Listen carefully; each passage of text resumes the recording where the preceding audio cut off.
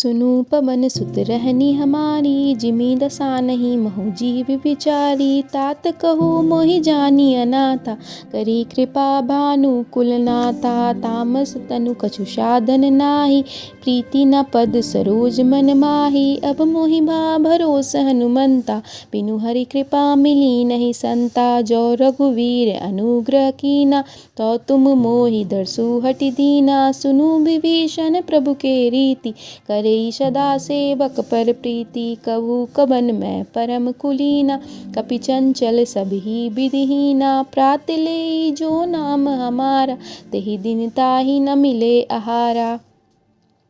विभीषण जी बोले, हे पवन पुत्र, मेरी लंका में रहने की बात सुनो।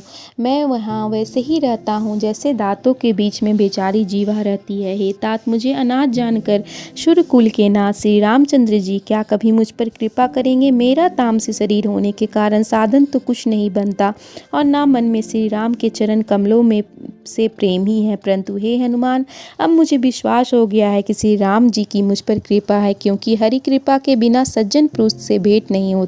श्री रघुवीर की कृपा से ही आपने मुझे अनुग्रह पूर्वक दर्शन दिए हैं। इस पर हनुमान जी ने कहा, हे विभीषण, प्रभु की यही रीति है कि वे अपने सेवक से सदैव प्रेम किया करते हैं।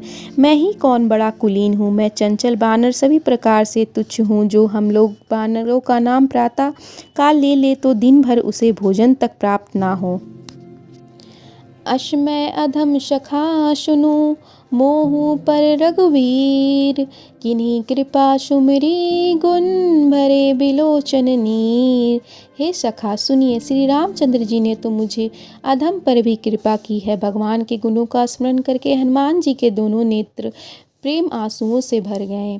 जानत हूँ अस स्वामी विचारी, फिर ही ते काहे न होई दुखारी। यही विधि करत राम गुण ग्रामा, पावा अनिवाच विश्रामा। पुनि सब कथा विभीषण कही, जेहि विधि जनक सुता तब रही। तब हनुमंत कहा सुनु भ्राता, देखहि चाहूँ जानकी माता। जुगति विभीषण सकल सुनाई, चलिउ पवन सुत बिदा कराई।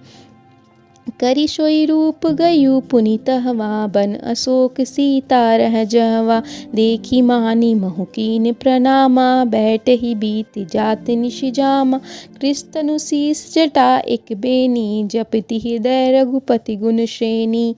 जो व्यक्ति यह सब जानते हुए भी ऐसे स्वामी को नहीं याद करके भटकते फिरते हैं, वे दुखी क्यों ना हो। इस प्रकार श्री राम के गुणों का वर्णन करते उन्होंने अनिवार्षणीय शांति प्राप्त की। इसके बाद विभीषण ने हनुमान जी को श्री जानकी जी के बारे में बताए, वे लंका में किस प्रकार से रहती हैं। सुनकर हनुमान जी ने कहा, हे भाई, मैं जानकी माता के दर्शन करना चाहता हूँ। विभीषण जी ने जानकी माता के दर्शन की सभी युक्तियां बताई तो हनुमान जी ने उनसे विदा लेकर अपना पहले वाला मच्छर जैसा रूप धारण करके उस ओर से प्रस्थान किया जहां अशोक वाटिका में सीता जी राक्षसियों के पहरे में रहती थीं।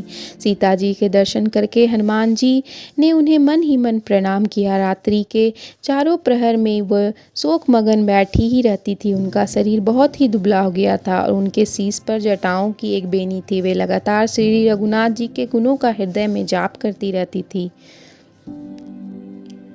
निज पद नयन दिए मन, राम पद कमल लीन। परम दुखी भा पवन सुत, देखी जानकी दीन। माता जानकी ने अपने चरणों की ओर देख रही थी और उनका मन श्री राम के चरण कमलों में लीन है। जानकी जी को इस प्रकार दुखी देखकर पवन पुत्र हनुमान जी अत्यंत दुखी हुए। तरु पल्लव महु रहा लुकाई, करी विचार करो का भाई। तही अवसर रावणु तहाँ आवा, संग नारी बहु किए बिनावा। बहुविधि खल सीतहि समुझावा, सामदान भय वेद दिखावा। कह रावणु सुनु सुमखि सयानी, मंदोदरी आदि सब रानी। तब अनुचरी करूपन मोरा, एक बार बिलो की मम ओरा। तीन धरी ओट कहती वैदेही, सुमरी अबधपति परम स्नेही। सुनु दस मुख खगोत प्रकाशा, कबहु की नलनी करी विकासा। अस मन समझु कहती जानकी, खल सुधि नहीं रघुवीर बानकी। सट सुने हरि अनेहि मोहि, अधम निलज लाज नहीं तोहि। हनुमान जी वृक्ष के पत्तों में छिपते हुए विचार करने लगे कि इनका दुख कैसे दूर करूं। उसी समय बहुत सी स्त्रियों के साथ सज धज के साथ रावण ने वहां प्रवेश किया। दुष्ट रावण ने सीता जी को साम दाम भय और भेद दिखाकर अनेक प्रकार समझाया। रावण ने कहा, हे सुमुखी, हे बुद्धिमान, सुनो। मंदोदरी आदि सब रानी को मैं तुम्हारी दासी बना दूंगा। मैं ऐसा प्रण करता हूँ, तुम एक बार मेरी ओर प्रेम से तो देखो। अपने परम स्नेही कौशलाधीश श्री रामचंद्र जी का स्मरण करते हुए जानकी जी तिनके की ओट से कहने लगी, हे दसमुख, जुगनू के प्रकाश से क्या कभी कमलिनी खिल सकती है? तू अपने लिए ऐसा ही समझ।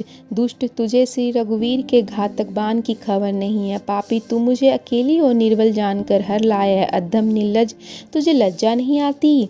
आप ही सुनिए खगोत सम, राम ही बानु समान। पुरुष बचन सुनि काढ़ियसी, बोला अति खिसियान। सीता जी के मुख से स्वयं को जुगनू और श्री राम जी को सूर्य के समान कठोर वचन सुनकर रावण म्यान से तलवार निकालकर क्रोध से बोला, सीता तय मम कृतिश अपमाना, कटियो तब शिर कठिन कृपाना। नहीं तो सदपि मानु मम बानी, सुमति होती न त जीवन हानि। श्याम सरोज दाम सम सुंदर, प्रभुभुज करी कर सम दस गंधर। शोभुज कंठ की तब असी गोरा, सुनुसठ अस प्रवान पन मोरा। चंद्रहास हरु मम प्रतिताप, रघुवरी पति बिरह अनल संजा। शीतल निशित विषीवर धारा, क सीता हरु मम दुख बारा। सुनत बचन पुनि मारन धावा, मैं ना तई कही नीति बुझावा। कहसि सकल निश्चरी बुलाई, सीतहि बहुविधि त्रासहु जाय। मास दिवस महु कहाँ न माना, तय मैं मारी काटि कृपाना। सीता, तूने मेरा अपमान किया है, मैं कृपान से तेरा मस्तक काट डालूंगा। शीघ्रता से मेरी बात मान ले, नहीं तो हे सुमुखी, तुझे जीवन से हाथ धोना पड़ेगा। सीता जी ने कहा, हे दशग्रीव, प्रभु की भुजा जो श्याम कमल के माला की भांति सुंदर और हाथी की सूंड के समान विशाल तथा शक्तिशाली है, वह भुजा ही मेरे कंठ में पड़ेगी या तेरी ताक भयानक तलवार? हे मूर्ख, सुन, यह मेरी दृढ़ प्रतिज्ञा है। सीता जी रावण की तलवार से कहती है, हे चंद्रहास, श्री रघुनाथ जी के विरह की अग्नि से उत्पन्न मेरी भयंकर जलन का तू हरण कर ले।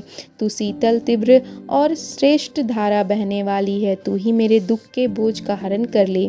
सीता जी के वचन सुनते ही रावण उसे मारने के लिए दौड़ा। तब मैं दानव की पुत्री अर्थात रावण की पत्नी महारानी मंदोदरी ने उन्हें नीति की बात समझाई। मंदोदरी की बात सुनकर रावण ने सब दासियों से कहा कि सीता को भिन्न प्रकार से भयभीत करो। यदि यह महीने भर में मेरी आज्ञा का पालन ना करेगी तो मैं इसे तलवार से मार डालूंगा। भवन गयु दस कंधर, यहाँ पिचाशनी वृंद। सीतहि त्रास दिखावई, धरियु रूप बहुमंद। ऐसा कहकर रावण वहां से चला गया। इसके बाद राक्षसियों के समूह भिन्न प्रकार के भयंकर रूप धारण करके सीता जी को भयभीत करने लगे।